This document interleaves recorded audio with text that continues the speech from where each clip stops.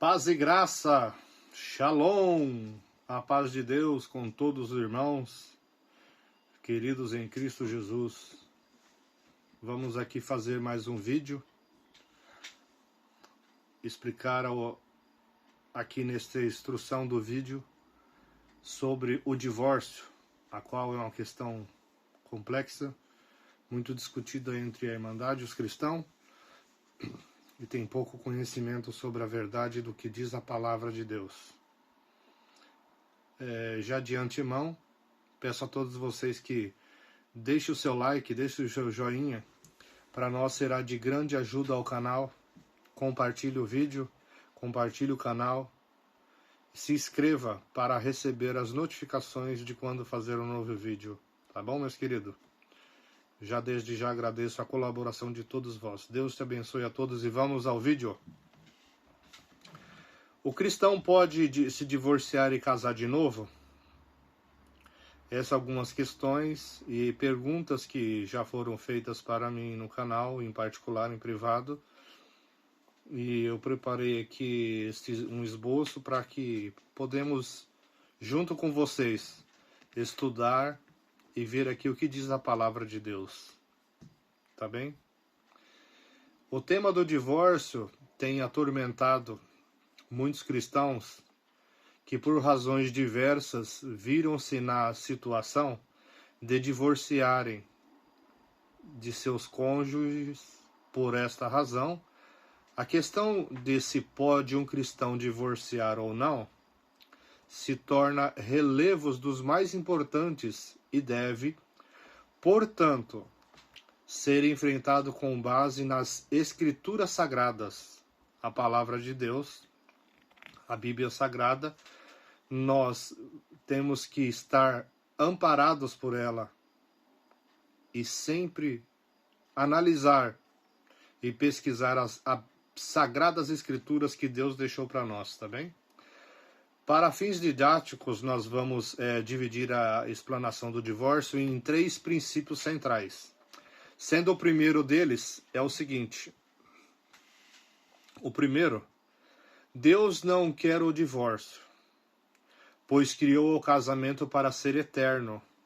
O casamento entre o casal, ele foi com o propósito de ser eterno, até que a morte o separe. O livro de Mateus estabelece essas duas verdades, quais sejam a da criação divina do matrimônio entre homem e mulher e a do caráter eterno desta relação matrimonial. Jesus respondeu à questão: vocês não leram que no princípio o Criador os fez homem e mulher? Está dizendo aqui do Adão e Eva, no jardim do Éden. Disse, por essa razão, o homem deixará o pai e a sua mãe e unir-se-á à sua mulher. E os dois se tornarão uma só carne. Os dois, após o casamento, se tornarão 2 em 1. Se tornarão em uma só carne. Assim, eles já são 2, mas sim uma só carne. Veja bem, meus irmãos. Portanto, o que Deus uniu, ninguém separe. O que Deus uniu, ninguém separe. Está escrito aí ao livro de Mateus, capítulo 19, do 4 ao verso 6. Dê uma conferida na sua Bíblia. E sempre é bom vocês também acompanharem o que está sendo falado e conferir na Bíblia. Algumas traduções podem ter algumas variantes, mas confira na Bíblia, analise, estudai as Escrituras, é bom. Assim nós entendemos que o casamento, ele é eterno. É um dos pontos mais importantes do plano de Deus. O plano de Deus é o mais importante, é a união matrimonial e constituir a família.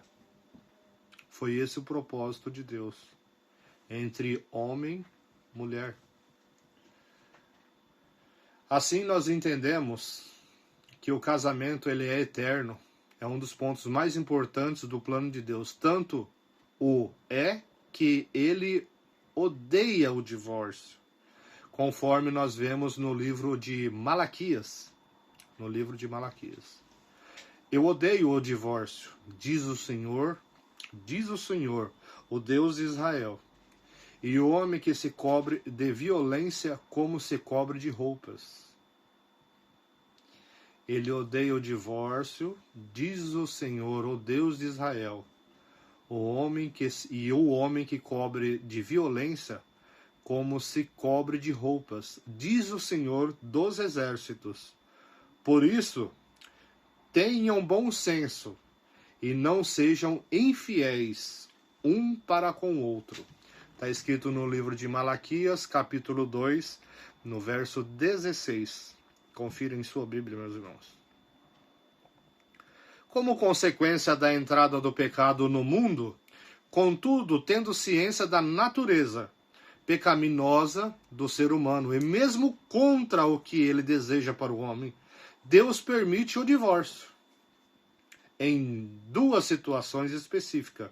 São duas situações. São específicas de maneira que podemos já estabelecer a nossa segunda afirmação central. Vamos adiante. Princípio número 2. Embora Deus não queira o divórcio, ele aceita em duas situações, como já falamos anteriormente. Uma, infidelidade de um dos cônjuges.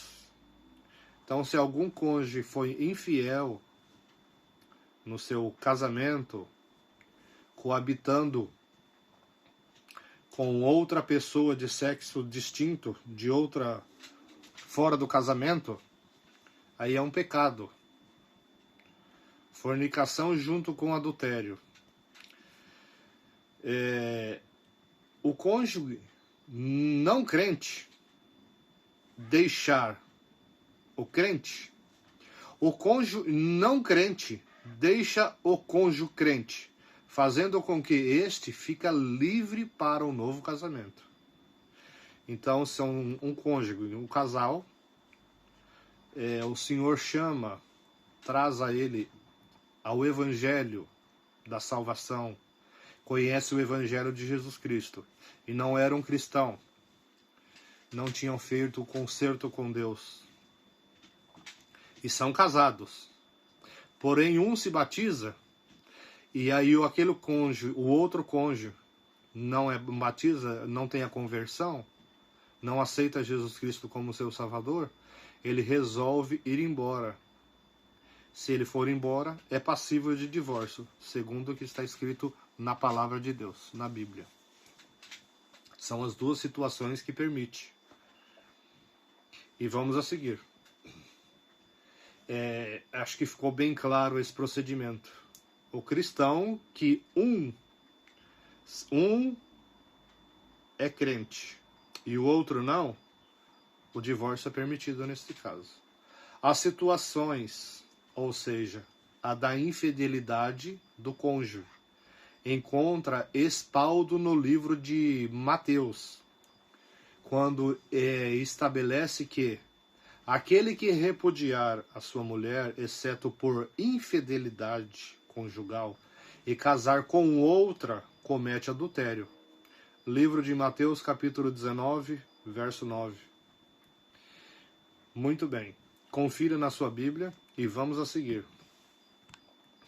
As situações que têm aí respaldos dentro da Bíblia, da palavra de Deus.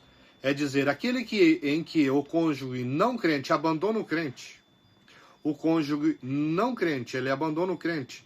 É embasado na primeira carta aos Coríntios, especificadamente quando estabelece que se o descrente separar-se, que se separe. Se ele quer se separar, que se separe. Em tais casos, o irmão ou a irmã não fica debaixo da servidão. Deus nos chamou para vivermos em paz. 1 Coríntios, capítulo 7, verso 15. Tem muitos casos que eu já vi, já vivenciei, já passei na família, que o casal não era um cristão, não era tinha feito concerto com Jesus Cristo, aceitando como o seu Salvador, e era o casal. E sofria muito.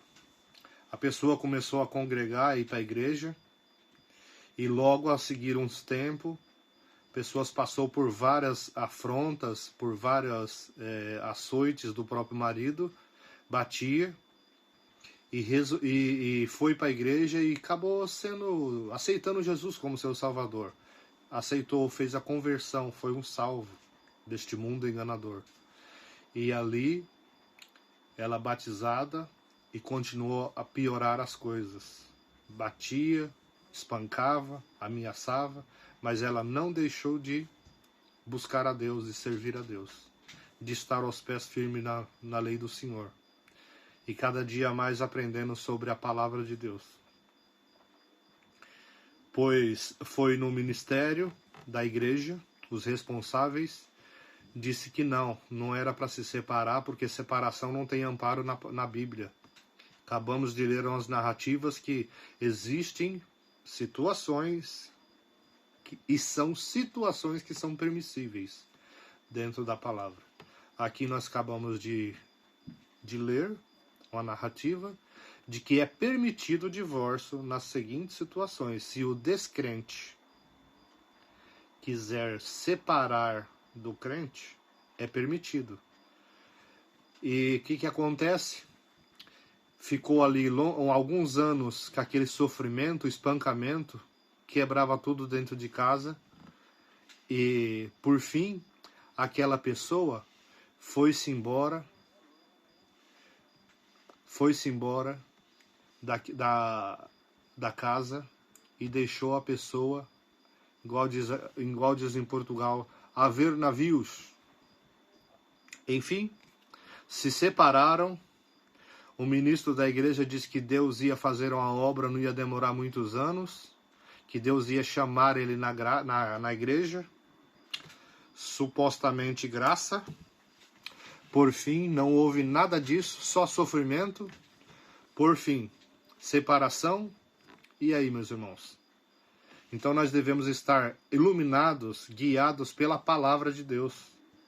Examine as Escrituras, cuidais de ter nela a vida eterna, pois são elas que de mim testifica, diz Jesus Cristo. Ele é o nosso Salvador. Então tem situações que exigem análise, ver as situações e as questões. Tem muitos homens que se diz ser ministros da igreja ou pastores e não tem luz nem entendimento.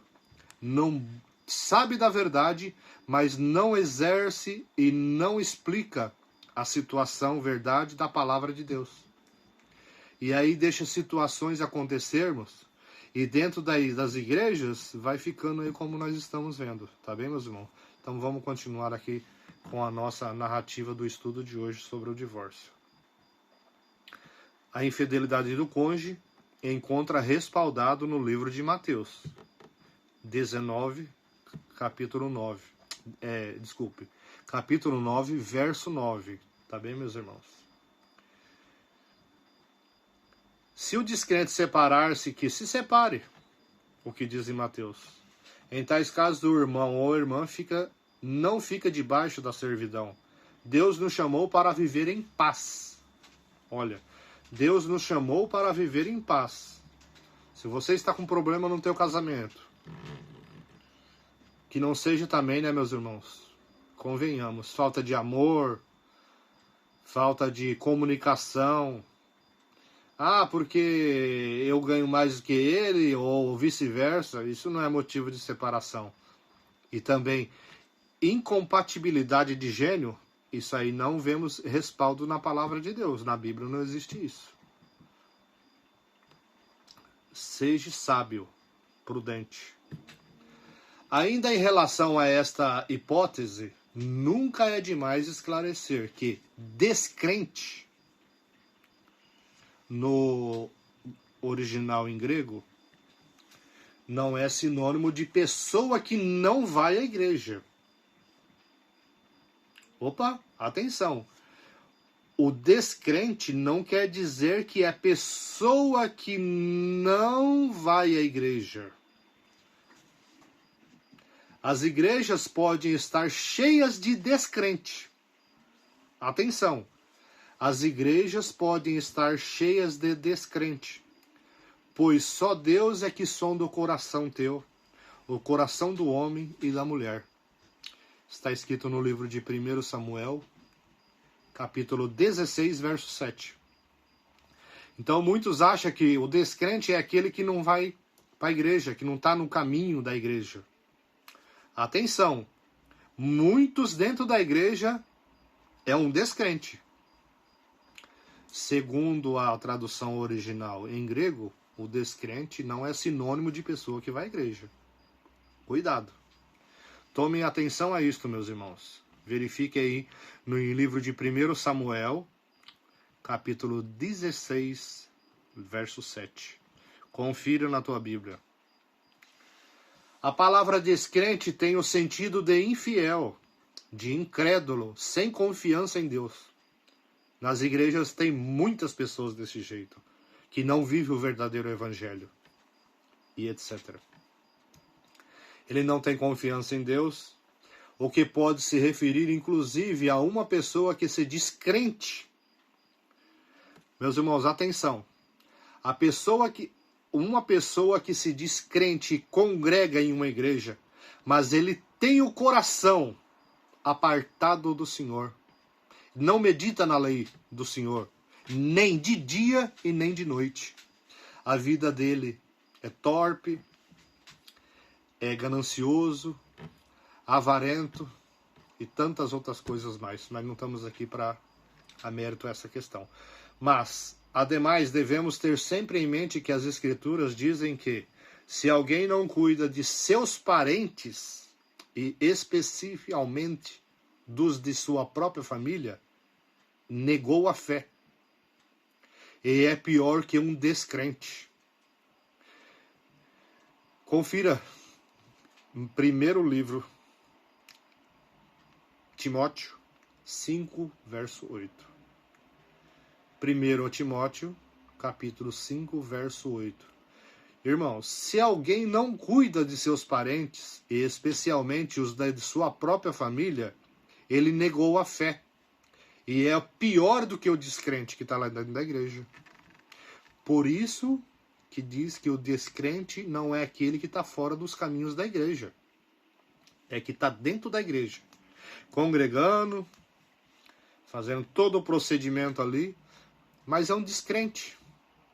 E ele nem cuida da família dele, nem dos parentes, nem da própria família. Esse negou a fé, como está escrito em 1 Timóteo, capítulo 5, verso 8. Assim, no caso de abandono do lar, abandono da família e outros caracterizem falta de cuidado da família, o outro cônjuge está livre para o divórcio. Atenção! Se a pessoa, mesmo que seja cristão, ele abandona o lar, abandona a família, e outros procedimentos que caracterizam a falta de cuidado da família, como está escrito no livro de Timóteo, capítulo 5, verso 8,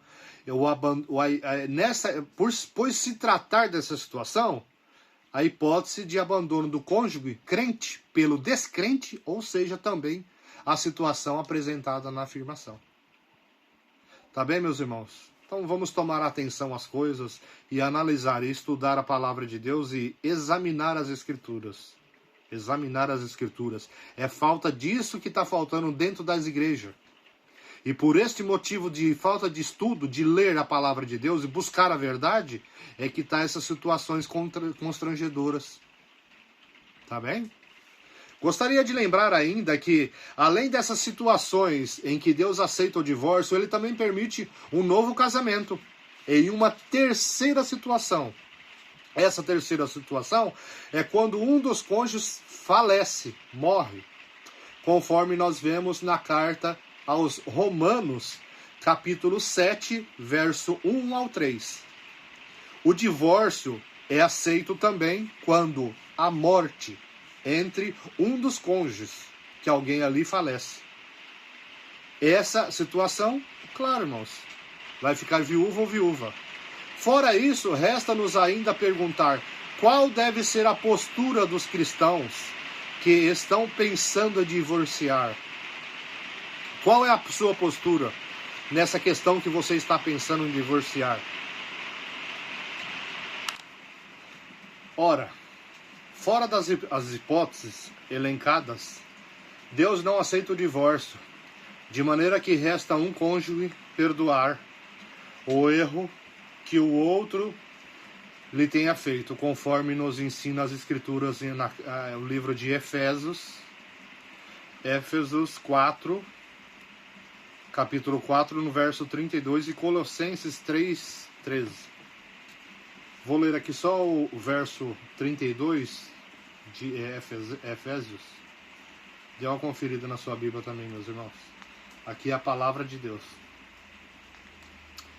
Verso 32. Antes sede uns para com os outros benignos, misericordiosos, perdoando-vos uns aos outros, como também Deus vos perdoou em Cristo. Tá vendo, meus irmãos? Então tem situações no casamento que precisa conversar, ter conversa, diálogo, e ver as situações em que a pessoa está errando, para que não erre mais. E se precisar de um perdão, que perdoa. Não, só que não pode perdoar de boca e de coração tá cheio de mágoa, de rancor. Não funciona desse procedimento dessa forma, é desse jeito. É importante nós enfatizarmos que este perdão pode ser feito, inclusive, nas situações em que Deus aceita o divórcio. Pois, embora aceite conforme vimos, Ele não o deseja. O desejo de Deus e repito, que não haja o divórcio. Embora Ele aceita em certas hipóteses, já que vivemos em um mundo fragmentado. Não podemos negar que há situações de cristãos que se divorcia fora dos casos aceitos por Deus, como lemos dentro da palavra de Deus que está aqui. Não podemos negar, irmãos, essas situações dos cristãos que ultimamente querem se divorciar, né? Nessas situações é que aparece uma dúvida que é essencial e tem atormentado muitos crentes bem intencionados. Caso eu me divorciado fora das hipóteses da Bíblia, eu poderei me casar de novo? Veja bem. Para responder a essas questões, gostaria de apresentar o princípio número 3, que nós falamos que há 3 princípios no começo, não é? Então, para responder essa última pergunta, com a aliança, somos aptos a receber perdão. Com a nova aliança, somos aptos a receber o perdão de Deus por todos os nossos pecados, inclusive o pecado do divórcio, fora dos casos permitidos por Deus. As Escrituras dizem que, e quando vós estavas mortos no pecado e na incircuncisão da vossa carne, vos vivificou juntamente com ele, perdoando-vos todas as suas ofensas. Está escrito na carta de Colossenses, capítulo 2, 13. Assim, aquele que se divorciou fora da hipótese que, embora Deus não queira, que aceite que ocorra, cometeu o pecado, mas isso não quer dizer que ele está condenado para sempre. Se verdadeiramente se arrependeu da transgressão que efetuou com a palavra de Deus e pediu perdão ao Senhor, livre está para casar-se de novo. Pois se Deus é apto a perdoar a todos, os que o procuram, porque haveria o homem de não jogar no mar do esquecimento aquilo que nem o Senhor dos senhores mais lembra? Olha, pense bem, meus irmãos. Mas, cuidado! Se alguém planeja se divorciar já contando com o perdão, já pensando em perdoar, contando com o pensamento de já se separar, já de se divorciar, ele já contando com perdão, deve se lembrar que é necessário arrependimento verdadeiro. E conforme todos nós sabemos, e repetindo o que já foi dito, é impossível enganar a Deus. Então, meus irmãos, analise bem, procure a ler as Sagradas Escrituras. A palavra de Deus, ela é fiel e verdadeira. Aqui dentro da palavra de Deus temos todos os nossos amparos por lei da palavra de Deus. Não é porque o seu país aceita, ou aonde a nação que você estiver, quer seja em Portugal, quer seja no Brasil, Estados Unidos da América, na França, na Itália, enfim, na Inglaterra, qualquer país que você estiver e for um cristão, seja fiel a Deus aonde você estiver. Analise as Sagradas Escrituras, cuidai de ter nelas a vida eterna, pois são elas que de mim, diz o Senhor Jesus, testificam. Então não é porque o país onde eu moro permite o divórcio, permite fazer a separação. Mas e Deus, ele permite? E a Bíblia, ela temos amparo para isto? Exceto as situações e os casos que nós lemos e que nós já falamos? Então, meus irmãos, tome atenção, muito cuidado. Não faça as coisas como banalização. Não banalize as coisas de Deus. Tenha atenção à sua vida. Deixe da vida pecaminosa. Largue dessa vida transgressora. Arrependa-te. Se o teu casamento não vai bem, se o teu casamento está em contradições, em altos e baixos, briga, guerras, contenda, falta de paz, ore a Deus. Peça a Jesus Cristo. Peça para que Ele interceda por vós no teu casamento. O casamento Deus fez para ser eterno. Somente a morte pode separar. Mas os crentes ultimamente, irmãos, os cristãos, tá se banalizando tantas coisas. Vamos casar. Não deu certo, nós separa, casa com o outro. E esquece que a palavra de Deus ela é fiel e verdadeira. Ela é ontem, hoje e eternamente. Amém? Mas, cuidado. Tem pessoas que dizem, preciso casar meu filho ou minha filha para não pecar. Aonde se viu uma coisa dessa? Para casar. Um compromisso tão sério, santo e mandamento de Deus, tão sincero. A pessoa casar um filho ou uma filha para evitar que peque. O pecado não é só a fornicação. Existe outro pecado imperdoável.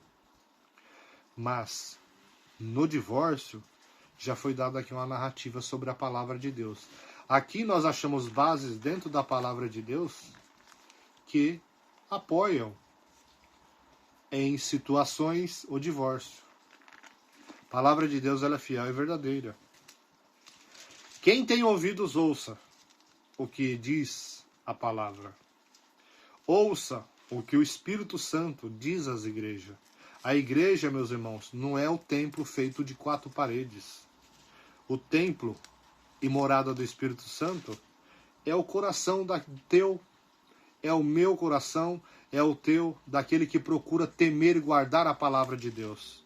Se você estiver dentro dos preceitos de Deus, dentro da palavra de Deus, Apocalipse diz que breve chegará o dia de Jesus Cristo vir buscar a sua eleita, amada, dileta esposa.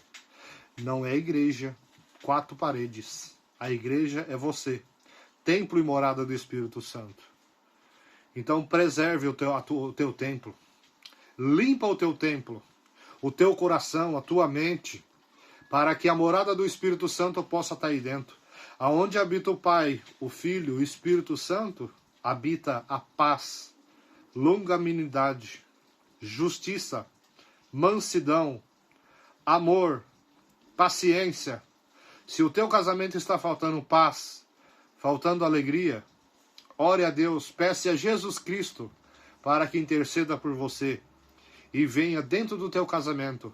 E através desse vídeo, aonde você estiver aí escutando este áudio e vendo este vídeo, analise bem as situações que vocês vivem.